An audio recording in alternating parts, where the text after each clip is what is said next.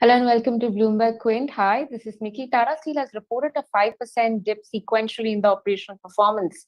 But the two things that stand out for the company is the European division outperformance and the huge dividend payout which is coming.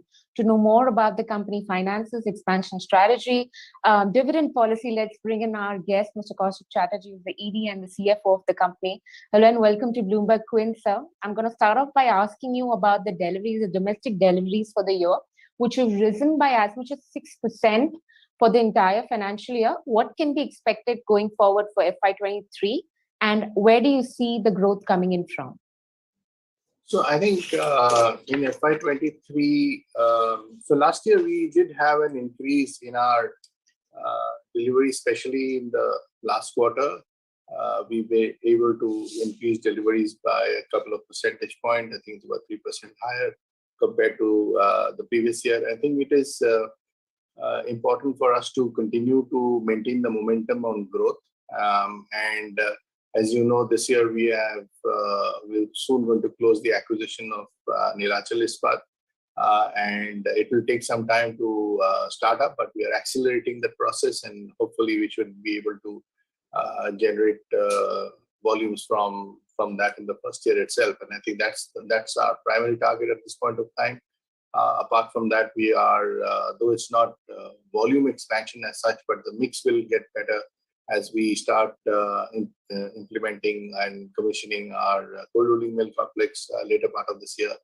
And also from a margin point of view, the pellet plant starts. So I think all in all, we are focusing on completion of these projects, and then of course putting more momentum behind the CAPEX to complete the Kalinganagar expansion in FY24.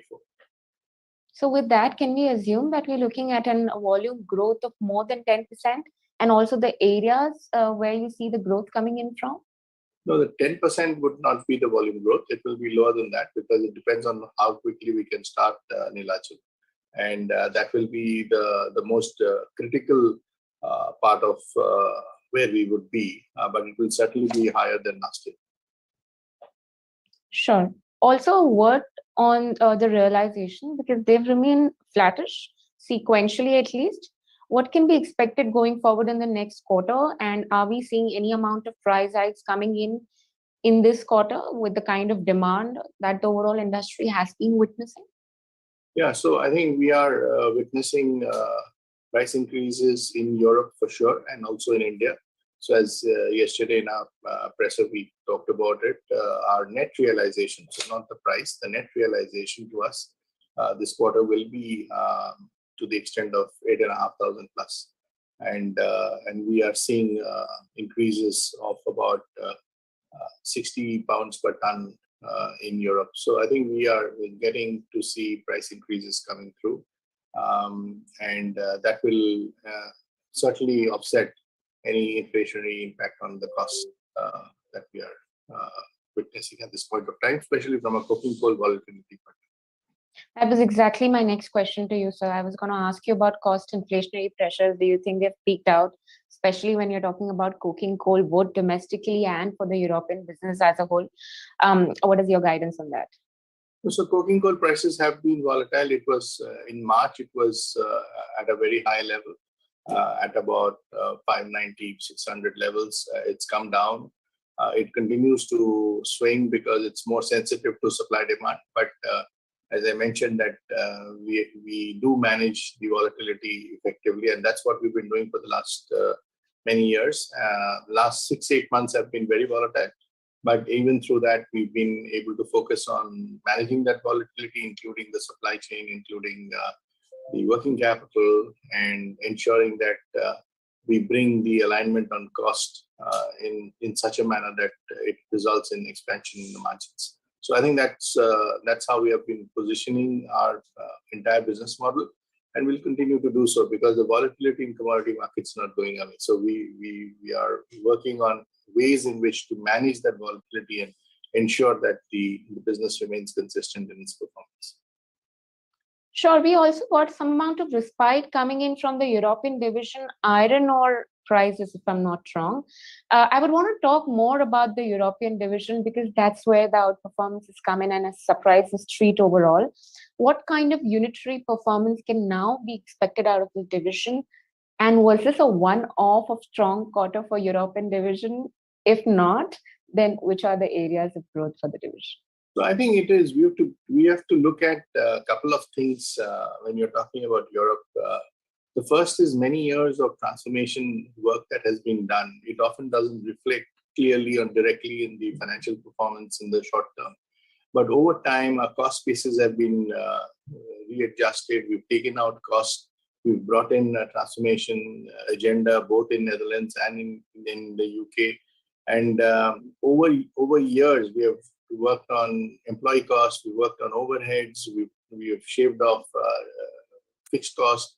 We've brought in efficiencies in terms of automation, etc. So that's not reflected always. So, there are times when that crosses the line and then you see it more clearly.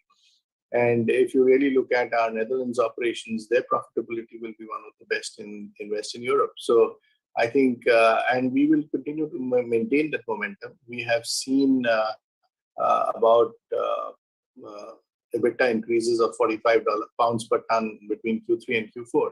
And that's essentially attributed not to just price, because there's a price, there's a cost, there's a spread. And while iron ore prices have gone down, the coal prices have increased. Our contracts have been renegotiated, which is resulting in a higher realizations. And those contracts have been readjusted to reflect the realities of the cycle at this point of time. And therefore, if you really look at it, we are in a structurally in a different position, and we'll continue to work on it. The journey doesn't end. And I think there is more better performance awaiting as we move forward. So I think that's the focus on performance. That's the focus on cost. There's a performance on the customer side. And as there are multiple challenges, but we continue to work on our operating strategy to ensure that Europe becomes a more steadier, sustainable, and a profitable enterprise going forward. And we've seen that in all of the 4 quarters to a different degrees, but it has gotten better and better with each quarter. Sure. Talk about your auto contracts, because that's where the negotiation happened for the year. What kind of price hike are we now looking at for this year as compared to the previous financial year?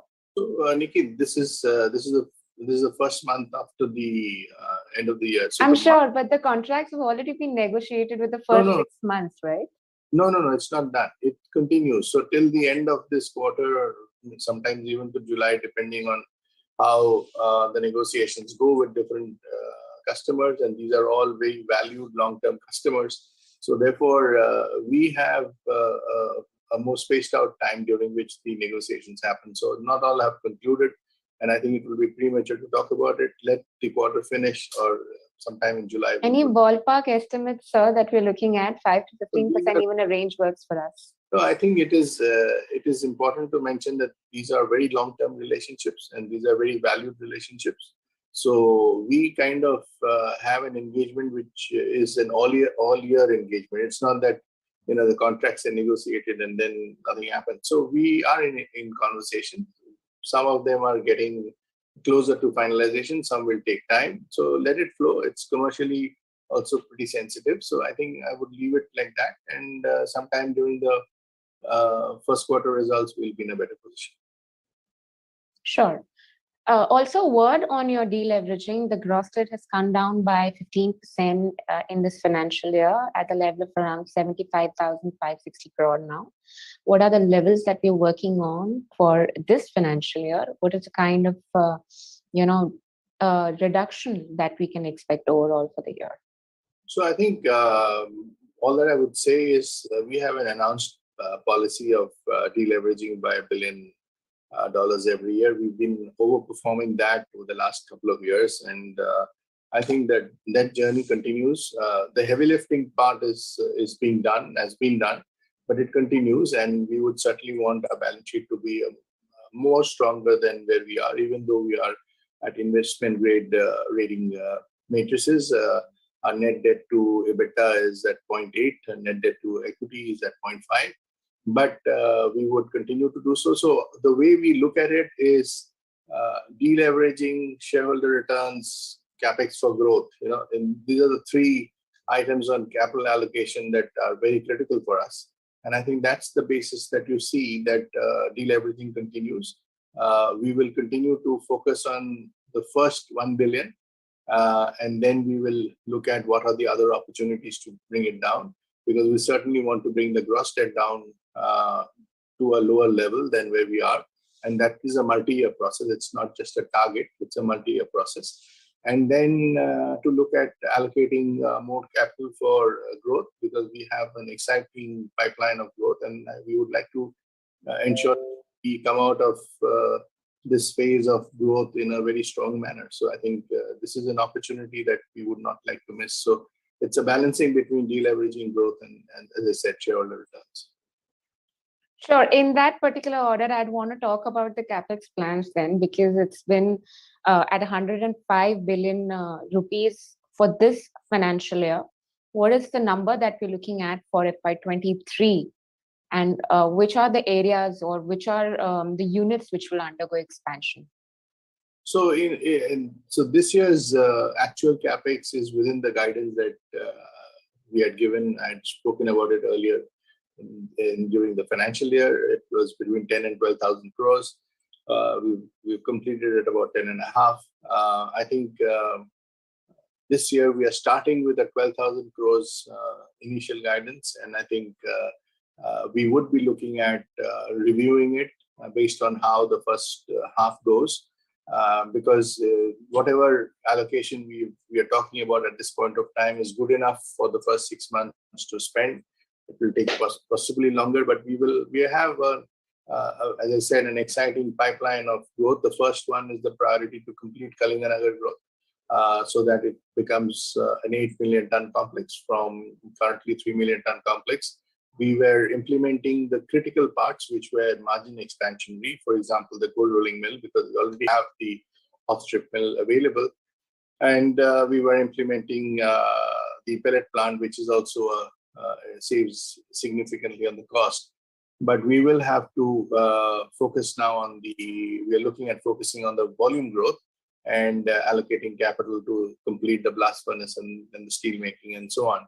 So based on, I think the starting point is 12,000 crores of capital allocation across the group, Tata Steel consolidated. And when we finish the first half, we would be in a better position. We'll have a look back on how we have implemented the first 6 months and how the underlying cash flows are. And based on that, we will have a conversation with the board to see if we need more allocation to complete those projects on an accelerated basis.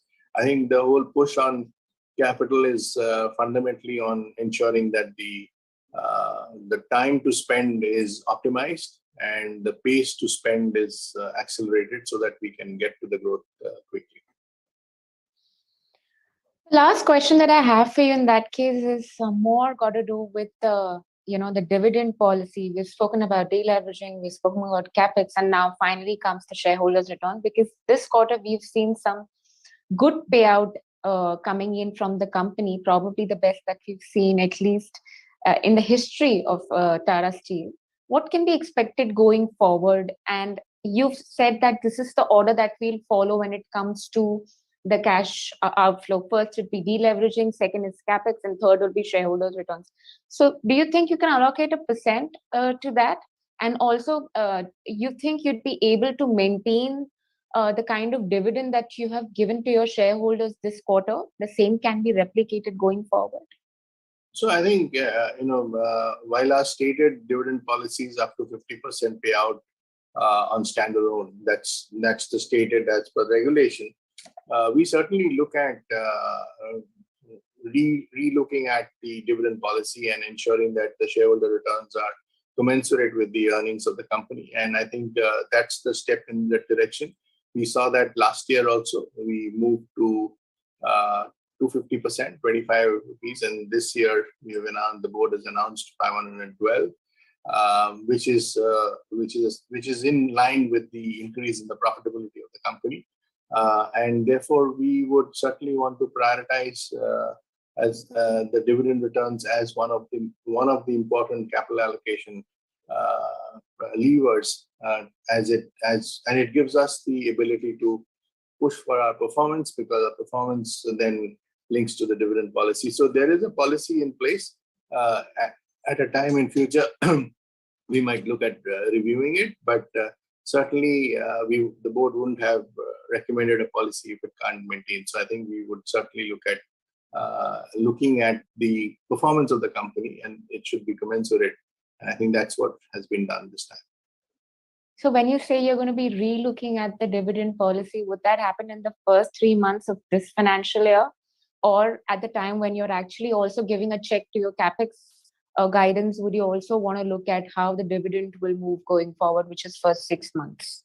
No, the dividend is typically an annual affair. So I think the board looks at the management and the board look at this as a full year forecast. Sure. And not only full year, but multi-year. So, it's the way to look at it is it's not a quarterly matter. But all that I said is we have stepped up and in the last 2 years, and we would like to ensure that our dividend policy is commensurate with our earnings, and ensuring that the returns to shareholders, apart from the value that will come to the shareholders from our exciting growth plan, also comes in from a cash return to the shareholders. So I think that's the part. You also saw that we have a 10:1 stock split, which makes the stock more affordable and more liquid. And I think that these are all part of a very important part to address shareholder returns. Okay, so in that case, the 50% payout of the total standalone profitability performance, would that number go any higher given the recalibration that we are looking at? Or if you could just, outline that in a little more detailed fashion with what your present policy is looking like. So just to correct, we said that our stated policy, which is out in the public, is up to 50% the standalone profit. So what we have given out this year would possibly be around 19-20%. I think that's where we are at this point of time. Our policy is in place. What I said is that we will relook at to see that it is commensurate with the earnings. So I think that is the whole plan, because we are a growing company. We have large and exciting CAPEX plans for growth, and yet it is also important for us to deleverage, which de-risks the company and reward our shareholders. So these are the 3 pillars on which the capital allocation principles work. Okay, Mr. Chatterjee, we'll leave it at that. Thank you so much for taking out the time and speaking to BloombergQuint as always. Thank you very much, Nikki. Thank you.